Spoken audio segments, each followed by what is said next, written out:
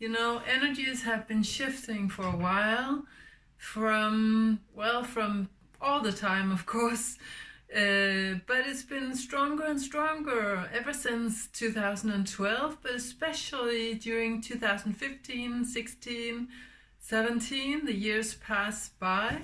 For some of us, we feel that this shift is not happening fast enough, but it's happening in the pace that it can encompass the population on this planet, because to some people it's really, really difficult to adapt to the new energies. And it's not so that the energy influx or the ascension window period, as you could call it, is adapting to humanity, but the way that we will experience the changes in the societies and communities of human beings, human species, human cultures, human subcultures, that is what we experience as a pace of some kind of time limit. Or you can say that to some people this will be experienced as going too slow, and to other people it will be experienced as going really fast.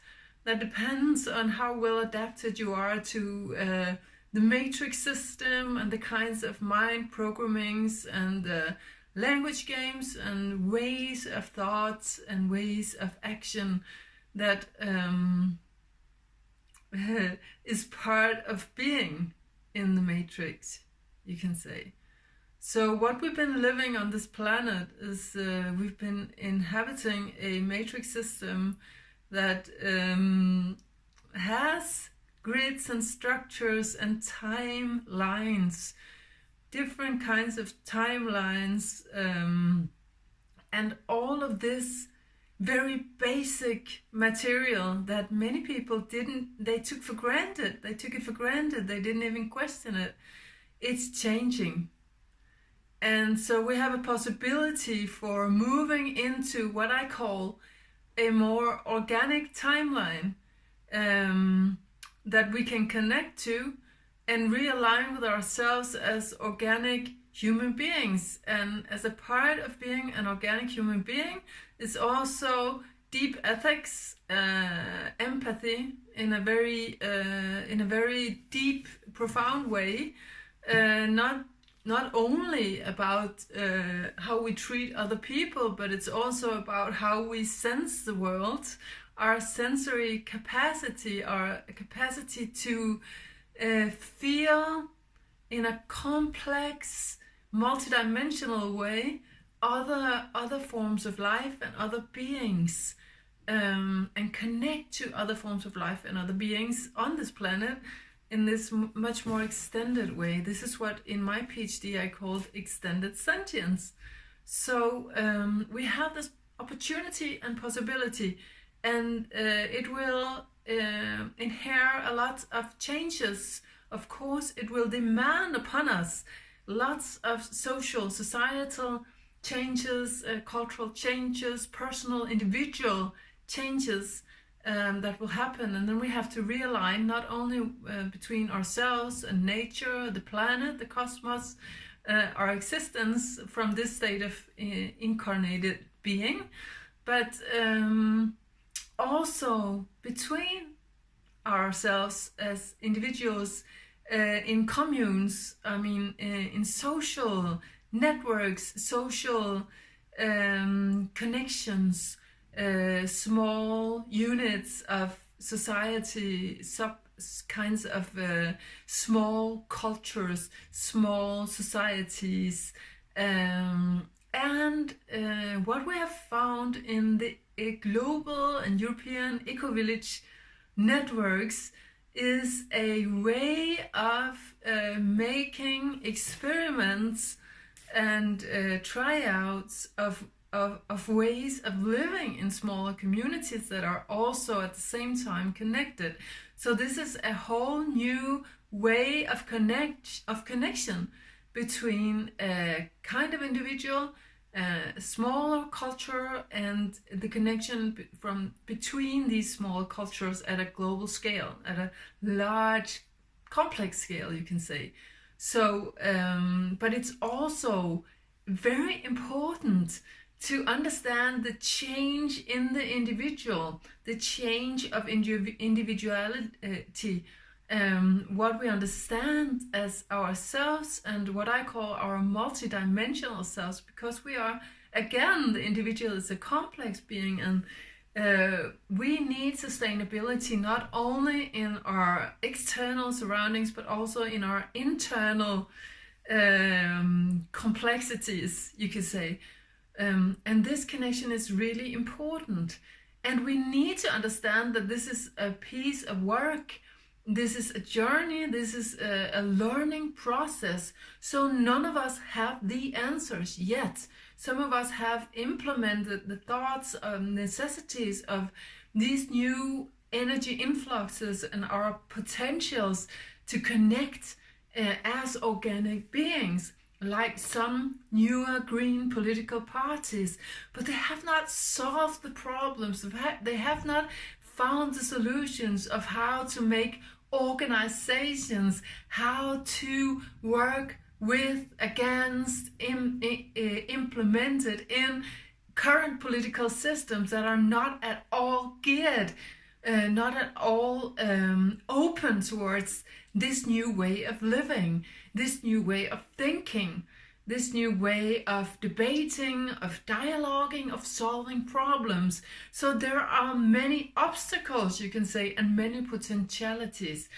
And there's a lot of condemning also between not only between the old and the new, but also among people who feel the new impulses, who want to live them, who want to create something on this basis of these new energies and this impulse to live in and gain identity as organic beings. There's unfortunately a lot of trouble, a lot of discussion, and a lot of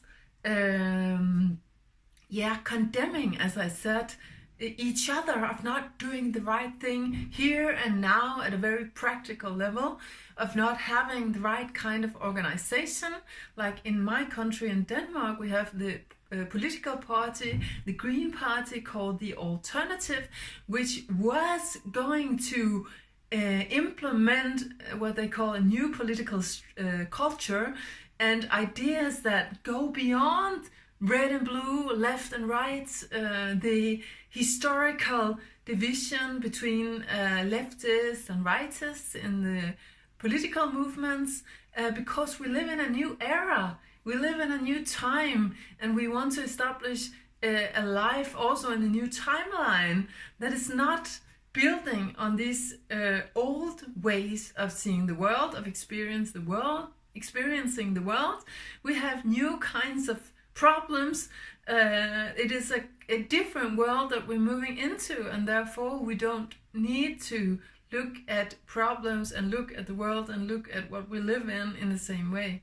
And at the same time, this becomes ever so complex because the world is still dominated by the traditional 3D, three-dimensional matrix, and collective consciousness is still dominated by this 3D way of thinking and not the multidimensional, not the holistic way of thinking.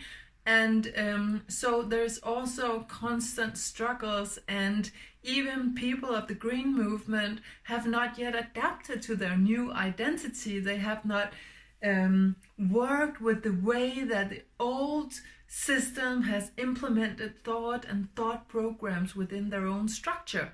So we have a lot of work to do also with our own internal existence. But we need to be positive because there's so much to be positive about. Because the possibilities of these new ways of living are very positive. They're very life-affirming. They're very vibrant. They are about vitality and moving towards higher ethics, higher empathy, higher connection with the organic ways of nature, you can say. So this is a possibility whether you are completely non-spiritual or whether you are spiritual and you have been thinking about the veil of Maya, and you have been thinking that this material part of the world is an illusion. There's really no reason to think like that. It is more like understanding that this so-called illusion, or this 1, 2, 3-dimensional, maybe 4th dimension of materiality, is also an expression. It's an expression of higher energies that are beyond humans, that are non-human, and are expressions of other forces that are more than human, you can say, but they are also expressions of human perception, human identity, the human species, collective consciousness, you can say. So we have a great potential also for co-creation, and actually this should be our focus from now on. It should be, how can we co-create? And that is at many levels. It's also at the thought level, it's at the spiritual level, it's at the level of sensation, at the level of extended sentience, as I call it, and it's also at a more theoretical, mental, sort of academic level, and it's at a practical level also, and it also contains the artistic approach to the world, which is always open-minded. This is the artists of the world. The real artists always keep an open mind and always keep an openness to their extended sentience, so that they can grasp new information, new influx, new inputs into the culture or society, and sort of materialize some of this so that it can move into the collective consciousness, either of the subculture or of the total collective. So therefore, artists have a very important role to play. And we can only understand this if we also understand that knowledge, being, existence, and even materiality has a less material level to it, an etheric level, and even almost a non-physical level that, however, can connect to us as physical beings. So if we understand this, we also understand the important role of the artists in society, in every or any kind of culture or society. We need this artistic element. Yeah, so that's what I wanted to say today, in a very uplifted state of being and mood, because I feel this impulse very strongly. So I thank you very much for listening, and see you around. See you next time. This was today's message in the month of May 2019 from Unity Healing. Thank you very much.